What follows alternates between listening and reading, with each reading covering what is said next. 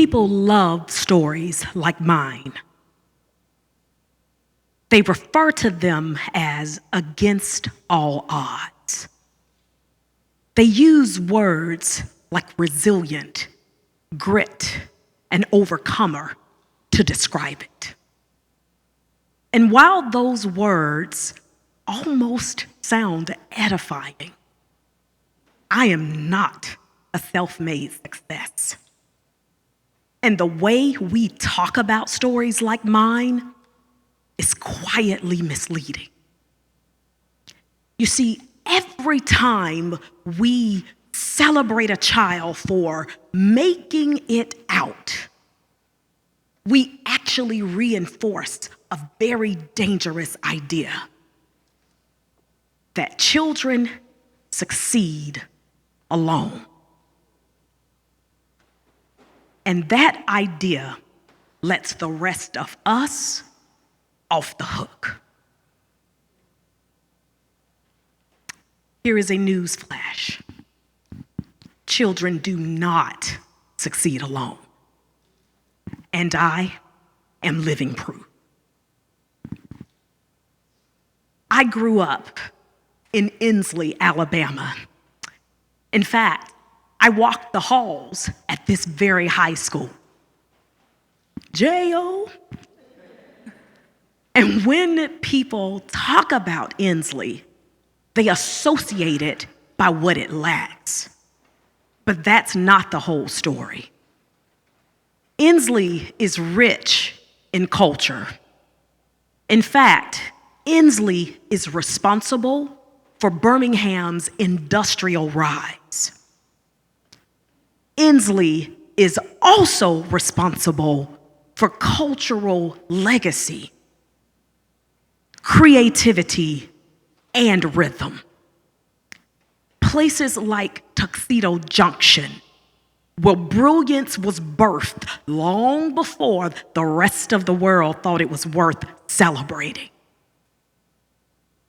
I am here to tell you that Ensley has always had value. But what it hasn't always had is investment. So alongside legacy comes struggle. Things like limited resources, low pay, and even lower expectations for children like me. See, very quietly, we were told, it's okay to dream, just don't dream beyond what you can see. Not because you're not capable, but because society has already written the narrative on what you will be. And couple that with being born to a teenage mother in that environment. You see, all of the statistics had already been run, and they all equaled up to my life being over even before it began. But how thankful I am for my mother. Even as a teenager, she was unstoppable, unrelentless, and refused to believe society's narrative for my life. Her belief was greater than any number any statistician could write. Yet, even her belief alone was not enough. Now, what truly changed the trajectory of my life is when other adults stepped in and stood in the gap. Some people might call them the village. And in my village, there were many. Starring first was my grandfather, who stood in the financial gap. My grandfather provided financial stability and taught me early lessons of money management. In fact, Granddaddy pointedly said, if you need it and I can't get it, then don't you worry about it. He also said, oh, no man, or woman either, for that matter. Next in this cast was a school teacher named Christine Hall. Miss Hall taught me lessons about leadership that I could never read in a book. You see, on Saturdays, she would drive me to my scholarship auditions on her own time in her own vehicle.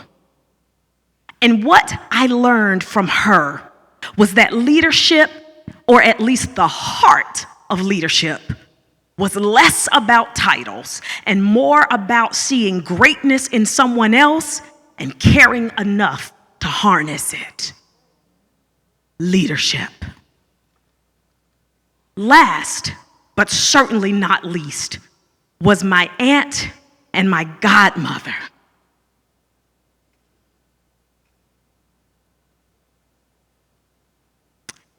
That stood in the emotional gap, teaching me God's word and reminding me to see myself through God's eyes.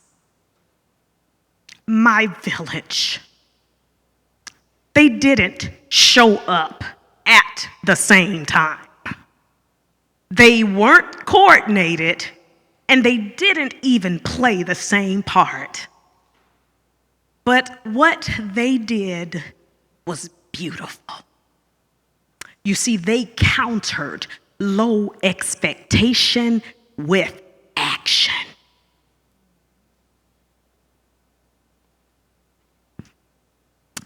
And that distinction matters because what I know now that I didn't know then, that what carried me was not grit alone. It was the adults that stood in the village refusing to let the environment or society's narrative have the final say. My village. And that is an important distinction because when we talk about grit, it is important to realize that grit doesn't just come out of nowhere. It's not something that one child has because they're somehow stronger than another. Grit is a response to the environment. It is what a child develops when conditions recommend it, when conditions demand it, when conditions say you must. And that distinction matters because oftentimes when you look at me, you think you see resilience, but what you really see is adaptation. My village. And this is important to realize because when we applaud grit without understanding the conditions that caused it, we actually celebrate the response without understanding the outcome that made it necessary to begin with. And when grit becomes the headline, responsibility disappears. Now let's take a moment and talk about this notion of being self-made. Now, if we are honest, we love the term self-made. It makes us feel good. It makes us sound empowered. But you know what? Self-made success is often the visual response to invisible coordination. And it is important that we remember that because when we turn collective effort into personal mythology, we erase the adults that advocated, intervened, and removed obstacles along the way.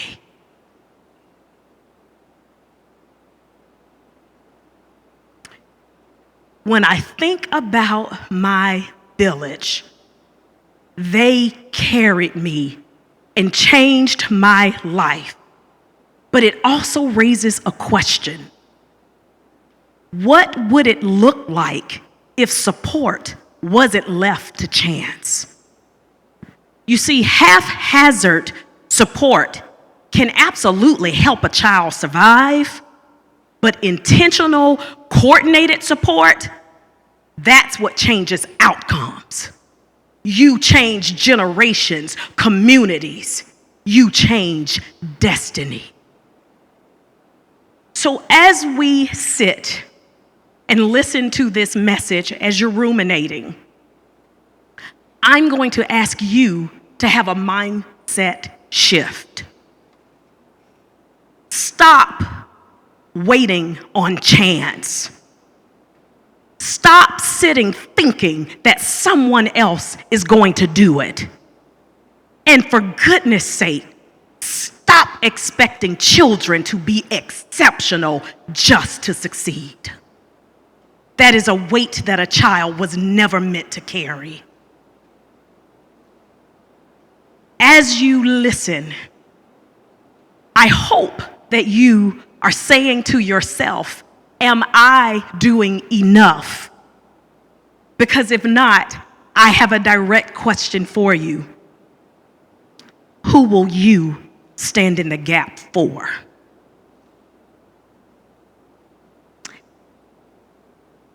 Because when adults organize intentionally, like it matters, children no longer have to overcome.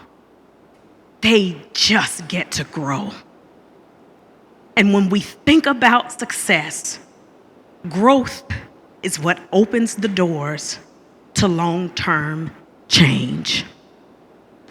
Thank you.